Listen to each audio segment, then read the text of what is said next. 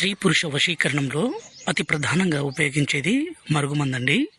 ఇక్కడ కనిపించేది original powerful తండ మరుగుమందు.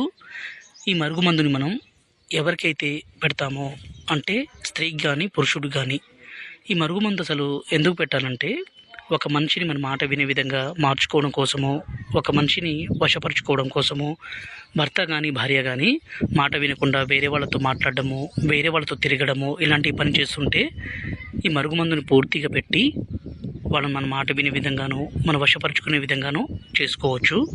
దయచేసి దీన్ని మంచి కోసం మాత్రమే ఉపయోగించగలరు. ఈ మరుగుమందుని స్వయంగా మా తండ ప్రాంతంలో 2 రకాలుగా తయారు చేస్తామండి. దీనివల్ల ఎలాంటి అనారోగ్య సమస్య కానీ, సైడ్ ఎఫెక్ట్స్ కానీ ఏది ఉండదు.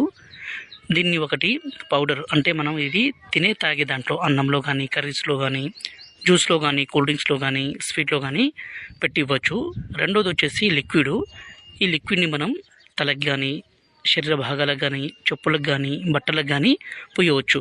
ఇలా పూయడం ద్వారా వాళ్ళ దాంట్లో పూర్తి మార్పు అనేది కొన్ని రోజుల్లోనే తెలిసిపోతుందండి. ఇలా తెలవగానే వాళ్ళు ఇంకా మనం వాళ్ళని దయచేసి